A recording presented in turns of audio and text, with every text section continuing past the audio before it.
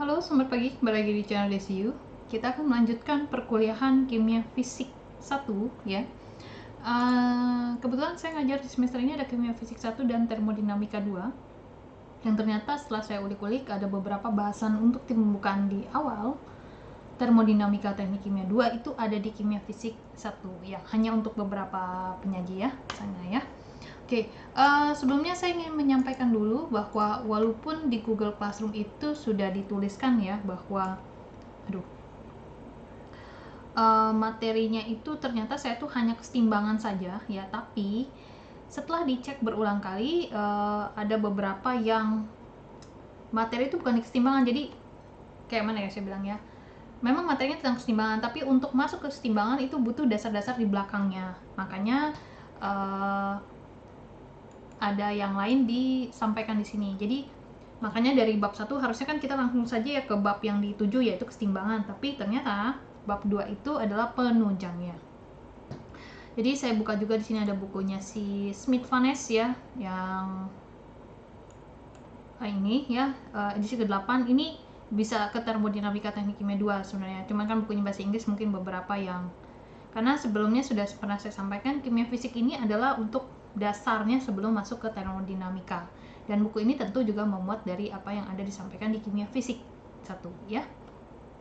Oke, di sini di bab 2 adalah tentang hukum pertama, konsep-konsep ceritanya. Di sini daftar gagasannya adalah sistem dan lingkungan ya. Saya lihat jam dulu ya. Nanti videonya dibuat per 30 menit agar tidak terlalu jenuh ya ceritanya.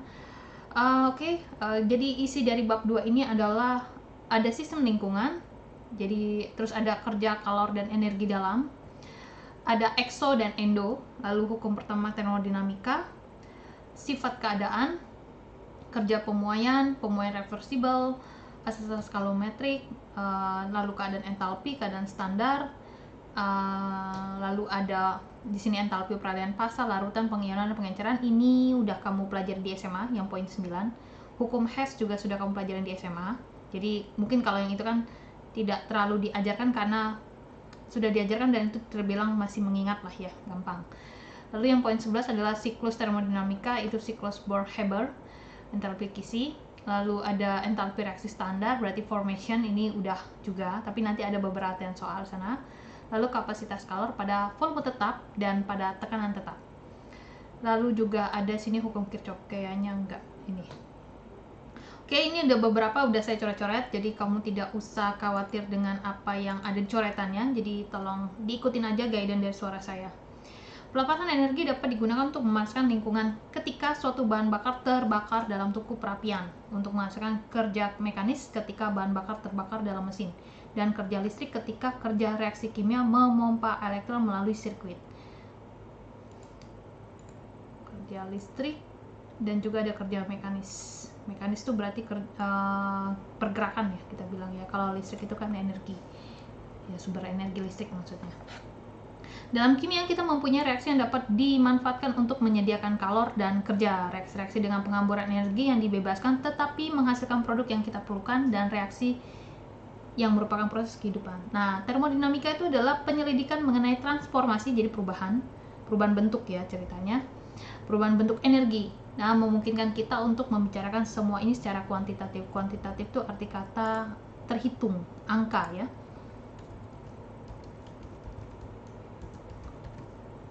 Jadi apa bedanya dosen dengan guru? Kalau dosen tuh lebih kepada mentransformasikan ilmu, jadi bukan mengajarkan sebenarnya ya. Oke, lanjut di sini ada istilah di sini. Jadi dari A menuju produk. A itu kita bilang bahan baku lah ya, kita bilang ya reaktan. Jadi yang dilihat di sini adalah selama proses A menjadi produk itu tidak dipertanyakan. Jadi prosesnya mau gimana silakan. Misalkan kayak hukum Hess itu kan bisa muter-muter ya ceritanya, dari reaktan jadi produk dari reaktan itu tidak masalah. Tapi di sini dia tidak melihat prosesnya ya ceritanya. Yang ditinjau dari termodinamika adalah keadaan awal yang ada di reaktan dan keadaan akhir yaitu ada di produk. Lalu ada di sini konsep-konsep dasarnya, ada istilah sistem dan lingkungan. Nanti di sistem itu akan terbagi menjadi 3, yaitu terbuka, tertutup, dan terisolasi. Sistem itulah bagian dari dunia yang menjadi perhatian khusus bagi dunia kita. Sistem dapat berupa tabung reaksi, mesin, sel elektrokimia, dan sebagainya, sedangkan lingkungan adalah tempat kita melakukan pengamatan. Nah, kedua bagian itu dapat berada dalam kontak dan dipisahkan dengan sebuah batas. Jadi kalau di integral, batas bawah, batas atas, ya kayak gitu ya. Dengan menetapkan sistem dan lingkungan, kita bisa mendapatkan spesifikasi yang teliti batas antara keduanya. Jika materi dapat dipindahkan melalui batas antara sistem dan lingkungan. Jika materi dapat dipindahkan melalui batas antara sistem dan lingkungan. Oke. Maka sistem itu dikatakan terbuka. Nah, ya. Terus kalau misalnya tidak bisa dipindahkan, ya tertutup. Tapi dia tidak memiliki kontak mekanis maupun termal, itu namanya terisolasi. Oke, ini istilahnya, tapi saya lebih senang merangkumkan di sini ya. Jadi sistem itu kalau ditinjau dari sebuah percobaan ada ekstensif dan intensif. Ekstensif berarti bisa dipengaruhi oleh ukuran, jadi kan dunia luar ya, bisa volume energi. Kalau intensif ya kebalikannya, dia tidak dipengaruhi oleh ukuran. Ya kayak wadah es gitu kan ya, banyak ya, suhunya apa mempengaruhi? Ya tidak ya. Ya suhunya pasti di bawah 0 derajat Celcius kurang lebih misalnya gitu ya. Terus misalnya air panas segentong sama segelas itu ya suhunya pasti sama ya ceritanya. Seperti kita minum obat ya dosisnya pasti sama ya, atau kepekatan ya kita bilang ya. Jadi yang intens itu ada suhu, tekanan, dan volume molar. Jadi volume molar itu maksudnya nanti ada di bawah ya, volume dibagi mol, volume molar ya. Lalu di sini ada yang tadi istilah sistem ya, sistem terbuka tertutup. Jadi kalau terbuka ada transfer massa dan energi ya, ceritanya massa dan energi, sedangkan tertutup hanya energi. Kalau terisolasi ya nggak ada keduanya, seperti itu ya. Ini istilah yang mulai bergeser ya ketika masuk ke dunia kampus. Oke, lanjut ke bawahnya. Ada di bagian poin ini adalah kerja, kalor, dan energi yang pertama ya tadi. Jadi energi, kalor, dan kerja, kalor, dan energi adalah konsep dasar termodinamika, dan ketiganya yang paling pokok adalah kerja. Seperti yang akan kita lihat, semua pengukuran kalor perubahan energi. Jadi kalor bisa dihitung ya. Lalu kalau energi itu adalah perubahan, menghasilkan pengukuran kerja. Jadi istilah kerja, kalor, energi itu ada di sini berarti ya. Jadi kalor itu bisa diukur, energi itu berupa pengukuran itu di kalor, perubahan di energi, dan endingnya adalah kerja. Makanya tadi dia bilang yang pokok adalah kerja. Nih ya, saya highlightkan di sini. Yang terpenting adalah kerja, karena kerja itu membutuhkan kalor ya, dan energi, ya menghasilkan energi lah mungkin ya bahasa istilahnya di sini. Kerja dilakukan selama proses. Jika proses dapat digunakan untuk menghasilkan sebuah perubahan ketinggian suatu beban pada suatu tempat di lingkungannya. Oke.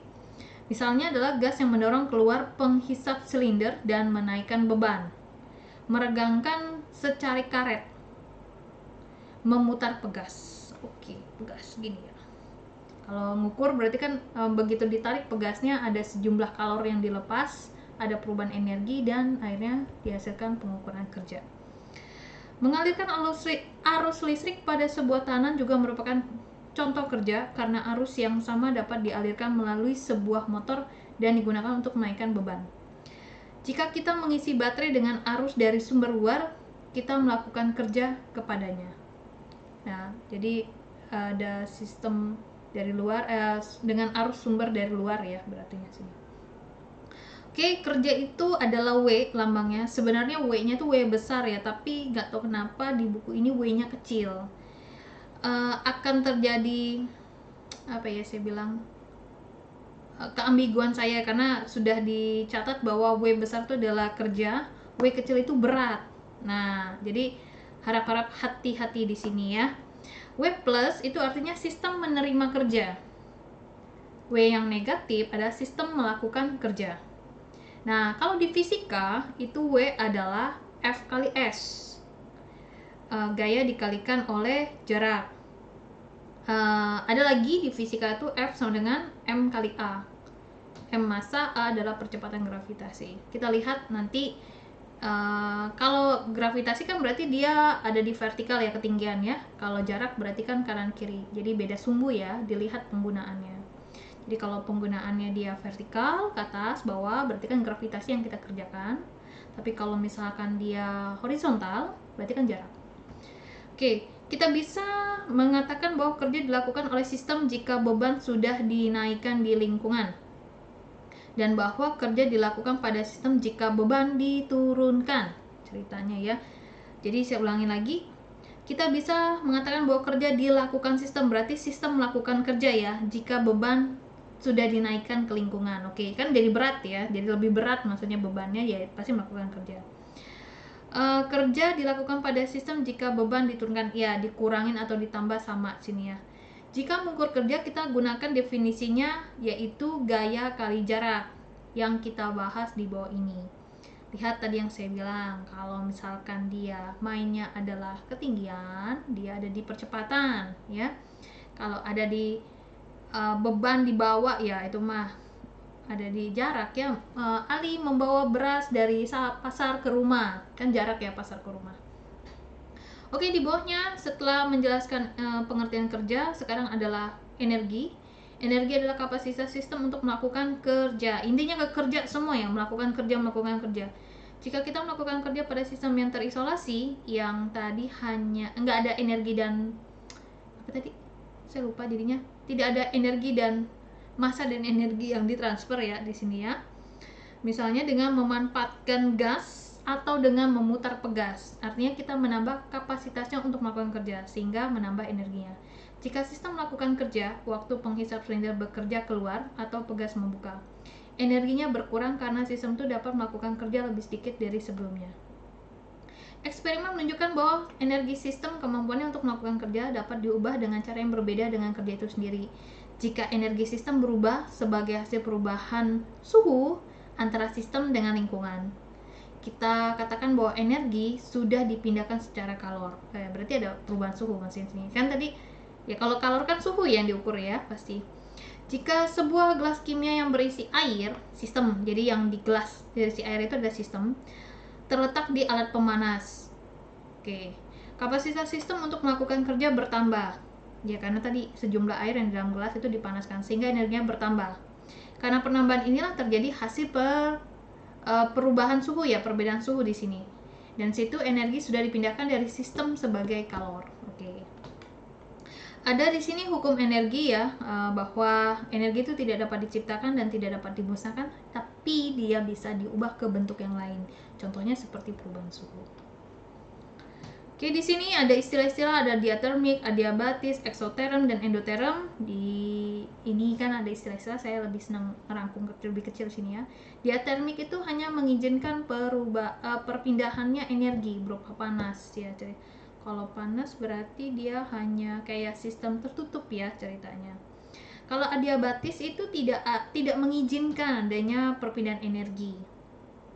Lalu sini ada istilah exo, berarti dia melepas energi, nilainya negatif. Endo menyerap energi atau menerima, dia positif ceritanya. Nah, di sini ada contoh-contohnya ya, eksoterm itu apa sini ya. Kalau sini contoh endoterm adalah penguapan air. Jadi istilahnya kayak apa ya? Kayak antara serikaan sama kulkas lah ya. Mengapa kulkas itu wattnya berdaya rendah sedangkan serikan itu berdaya tinggi? Ya bisa dibayangin dong, kalau kulkas kan bisa dihidupkan 24 jam non-stop.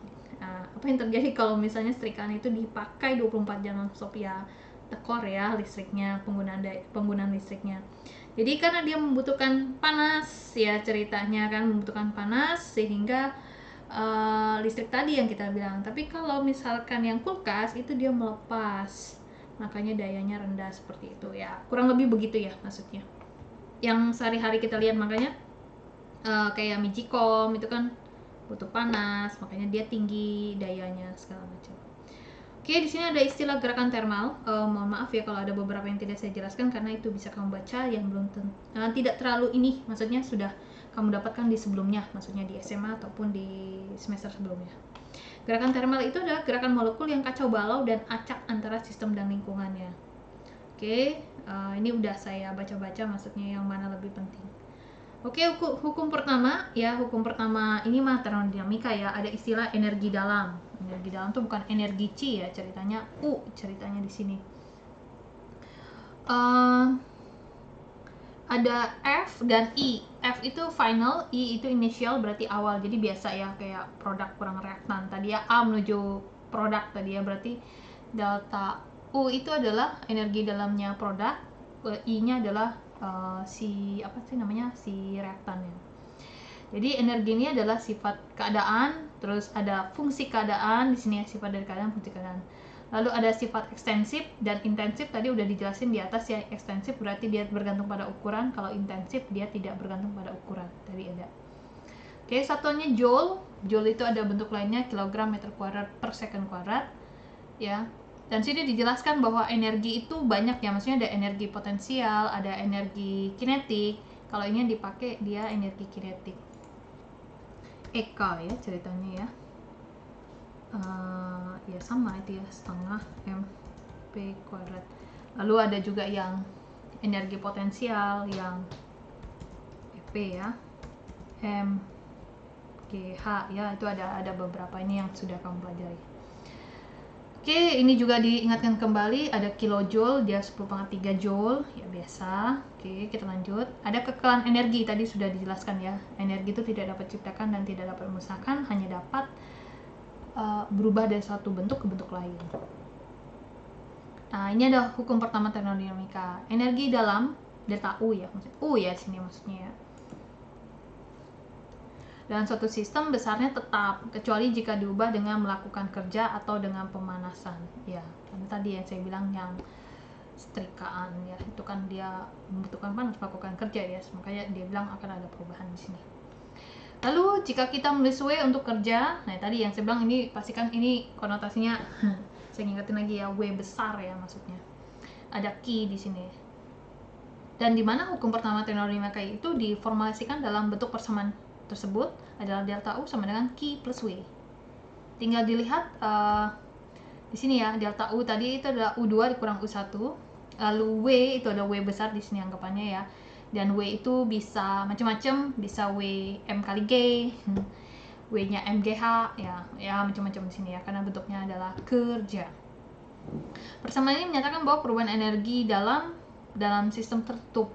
Kalau sistem tertutup berarti hanya energi yang berpindah ya ceritanya, tidak ada massa di sini. Itu sama dengan energi yang lewat melalui batasnya sebagai kalor dan kerja. Jadi ada energi, kalor, kerja. Jadi ini sama dengan yang poin tadi yang diberitahukan siapa namanya?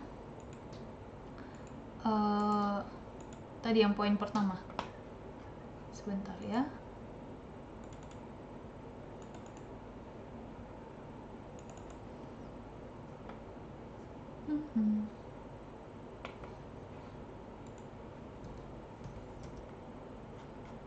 Yang tadi di halaman pertama kali ya. Jadi kan intinya kan kita bab ini kan tentang kerja kalor seperti ini ya.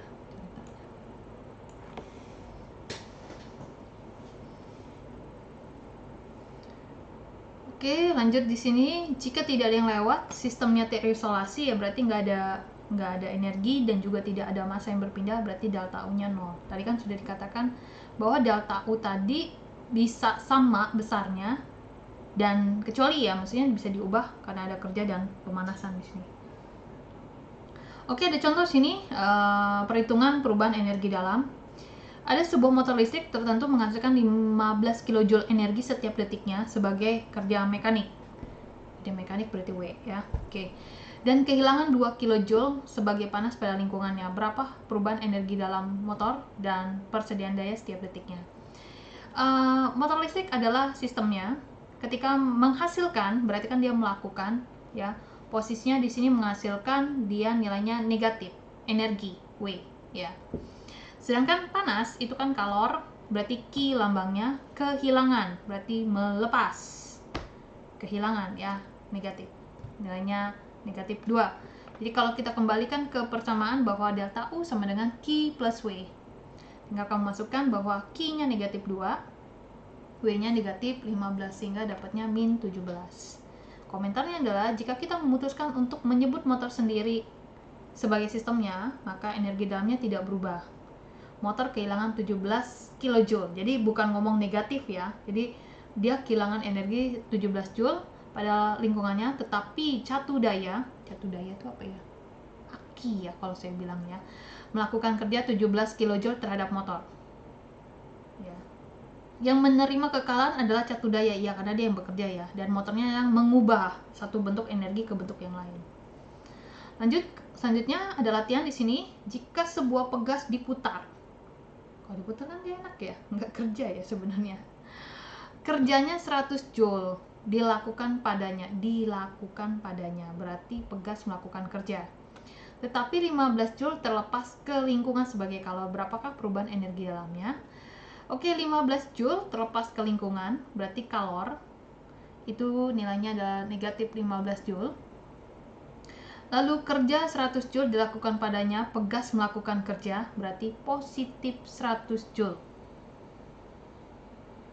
Ya, betul ya. Sehingga hasilnya di sini iya tadi kan saya bilang pegas kan melakukan kerja, berarti dia nggak ngapa-ngapain kan ya ceritanya. Ini harus dibaca dulu ya ke atas ya kan. Tadi kita kembali ke konsep bahwa sebentar, sistem menerima kerja positif, sistem melakukan kerja negatif. Oke, kita balik ke sini.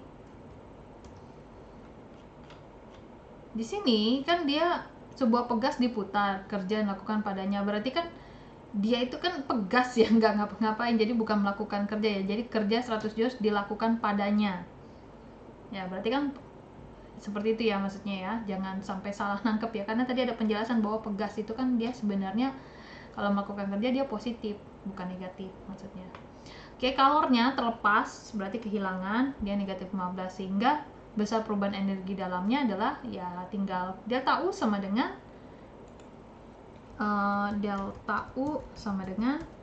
Q plus W. Ya udah tinggal buat delta U sama dengan Q-nya adalah negatif 15 kJ ditambah 100 Joule. Joule ya semuanya ya. Ya udah hasilnya 85 Joule. Oke. Dalam pertemuan 1 kita mempunyai ungkapan tentang hukum pertama yang sesuai dengan sebagian besar tujuan termodinamika. Namun ada beberapa segi yang tidak memuaskan, seperti cara mengukur kalor. Oke, bla bla bla bla. Karena sebagian selanjutnya buku ini tidak bergantung pada materi ini, Anda boleh, oh ya, benar, kita akan melewati beberapa bagian yang tidak kita butuhkan ya. Oke, sini ada kotak 2.1 ketentuan tanda ya. Jika DW, jadi DW itu kayak kerja diturunkan ya, dan DQ positif, energi diberikan pada sistem, berarti sistem menerima ya kan? Kepada ini sistem memberikan energi ceritanya di sini. Jika DW DQ berarti energi meninggalkan sistem, melepas ya ceritanya. Oke. Di sini ada pernyataan formal hukum pertama ya, saya tidak terlalu menjelaskan ke sini, langsung sini. Kerja yang diperlukan untuk mengubah suatu sistem adiabatis dari keadaan tertentu ke keadaan lain itu sama bagaimanapun kerja yang dilakukannya. Jadi adiabatis itu tidak mengizinkan adanya perpindahan energi panas di dalam sistem. Oke, hukum pertama menyatakan bahwa W adiabatis sama untuk semua cara, hanya bergantung pada keadaan awal dan akhir, sesuai dengan tadi ya tinjauan termodinamika awal dan tinjauan termodinamika akhir. Nah, kenyataannya di sini ada H sama dengan A final dikurang A inisial sama dengan delta A. Kenyataannya bahwa H tidak bergantung pada jalan yang diambil menunjukkan adanya sifat keadaan dari A. Oke, ada di sini masih diatermik ya istilahnya, ini tidak terlalu dilihat ya. Jadi ketika kita melihat di sistemnya adiabatis kan jadi kan delta U sama dengan Q plus W ya ceritanya di sini. Nah, ketika ada Q di sini kan dia tidak mengizinkan adanya tidak mengizinkan adanya perpindahan panas ya. Jadi ceritanya di sini Q-nya adalah W adiabatis dikurangi W ceritanya. Jadi di sini ada cerita di sini ya sama dia ya. Sekarang sistem itu dalam kotak termal dengan lingkungan seperti kita mengarahkan dari keadaan awal yang sama dengan ke keadaan akhir, yaitu mengubah 1 kg air dari suhu 20 ke 30. Berarti kan melakukan kerja. Dan kondisi ini suhunya naik dengan keadaan tetap. Berarti posisinya masih cair ya. Kalau misalkan dengan suhu ini cair ya. Tekanan tetap berarti belum ada perubahan fasa. Perubahan energi dalamnya sama dengan keadaan sebelumnya karena U adalah sifat keadaan. Tetapi boleh jadi kita mendapatkan bahwa kerja yang harus kita lakukan tidak sama dengan sebelumnya. Jadi mengingat kita perlu melakukan 4 kerja ya, 40 kilojoule dan sistem dalam tersebut adalah adiabatis. Untuk mendapatkan perubahan sama, kita harus melakukan 50 kilojoule kerja. Perbedaan antara kerja yang dilakukan pada kedua arus ini adalah demikian. Jadi melakukan kerja di 42 kJ, berarti W-nya adalah negatif 42. Sedangkan dia melakukan kerja adiabatis, itu dia negatif 50 kJ. Jadi kalau diselesaikan ya udah min sebentar. Oh, min 42 ya. Ini kok jadi salah. Oh iya betul-betul. Min 50 ya jadinya, min 50 kJ dikurang min 42, jadi dapatnya adalah negatif 8 kJ. Masih ada panas yang keluar. Oke, jadi kalau di sini ya, dan menyatakan adanya 80 kJ panas itu keluar ya, atau meninggalkan sistem sebagai kalor. Kita lihat sekarang ini mempunyai definisi mekanis yang murni tentang kalor dalam kerja yang kita tahu cara mengukurnya. Akhirnya kita dapat menyatakan hubungan yang terakhir ini dengan cara yang lebih kita kenal karena kita sudah tahu bahwa delta U secara definisi sama dengan W adiabatis kan. Ungkapan untuk energi yang dipindahkan ke sistem sebagai kalor. Nah, kalau kita kan punya persamaan tuh delta U sama dengan Q plus W. Delta U adalah delta U dikurangi W adalah Q. Ya, ceritanya seperti itu loh. Inilah bentuk ekuivalen persamaan satu, bentuk matematis hukum pertama yang kita lihat lebih dulu. Oke, sampai di sini dulu. Nanti kita lanjut lagi di video selanjutnya ya, agar tidak terlalu panjang. Sampai jumpa lagi untuk bab 2 tentang hukum pertama termodinamika. Sampai jumpa lagi di channel DSU dan saya ucapkan selamat pagi.